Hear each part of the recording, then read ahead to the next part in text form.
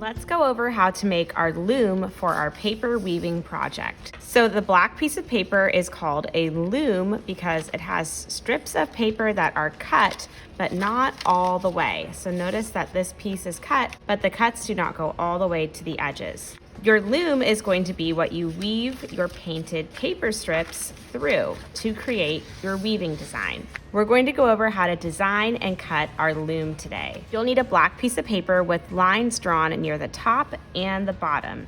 These lines are where you're not going to cut beyond. Above the line on the top, you're going to write your name. And I'm using a white colored pencil for this so that my name shows up more. Remember to write your room number and the letter of your group for art. After you write your name and room number, then we're going to fold our paper in half hamburger style. That means we're going to take the two shorter sides and we're going to have them meet together. I still want to see my name and the line that is below it. So match up the corners of your paper and then make a crease. Make sure that you can see your name and the line. Then we're going to need a ruler because we're going to do a little bit of measuring. We want to look for the 4.5 inch mark on our ruler. So I can look for the number 4 and then the next longer line is the 1/2 inch mark.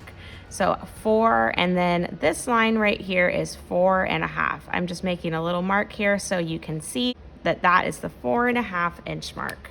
The reason we're looking for that is because we want to find the middle of our paper. And our paper is 9 inches across. So if I measure my paper starting at 0 to 9, 4.5 is right in the middle. When you're measuring across your paper, you want to line up where the 0 is at the edge of your paper, just like this. So the 0 is right on this edge. Then on the edge across from it is the number 9. This would not be lining up your ruler because the 0 isn't at the edge of your paper. Also, this wouldn't be, your ruler would be too angled. We want to have it straight across. You can do it just a little bit below that line that was drawn on your paper. So match up the 0 to the edge of your paper, the 9 is on the other side. Then look for that 4.5 inch mark, and right above it, we're going to put a little dash line. The reason we're doing this is so that we can evenly space out the lines that we're going to draw, which we will end up cutting on to create our loom. We can fit about 7 lines down our paper to the folded edge. I'm going to start with the one in the middle and then I'll put 3 on each side. The reason that we measured is so that we can evenly space out our lines so that we don't end up with sections that are too thin. Like right here, this piece is a little bit too thin and it might make it a little harder to weave through. Notice that I drew some different types of lines for this one. So I have a wavy line, a zigzag, a straight line. You want to keep the lines that you draw pretty simple and basic so that they are easy to cut on. If I drew a line like a loopy line, well, that would be really hard to cut out. Or a very squiggly and wavy line, that would also be pretty difficult to cut on.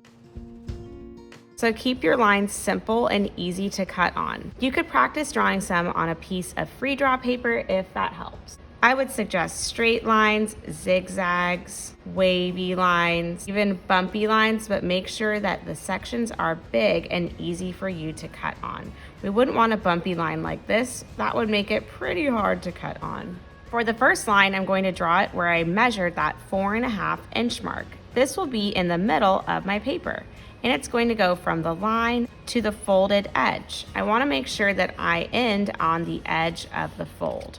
So I have a wavy line, then I need to fit 3 lines on this side and 3 lines on this side.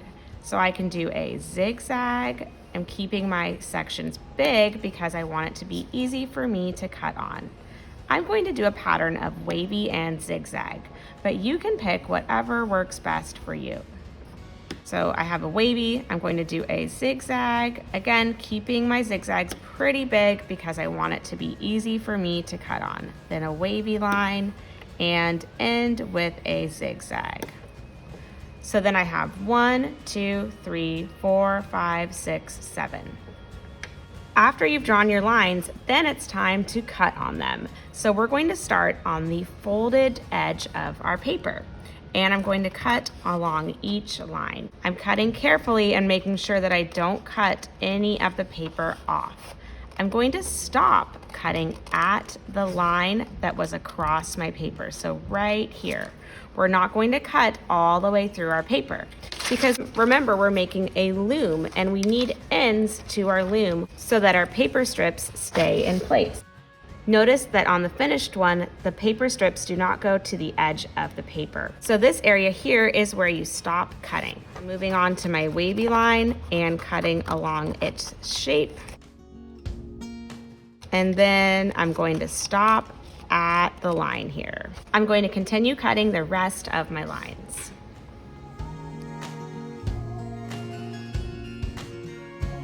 So I finished cutting all of my lines. I'm going to open up my paper, and now I have my loom to use for weaving my painted paper strips. The side without the writing with the white colored pencil is the front. We don't want to weave on the side where our name is. That is the back. I hope you enjoyed making a paper loom today for your paper weaving project. I can't wait to see how yours turns out.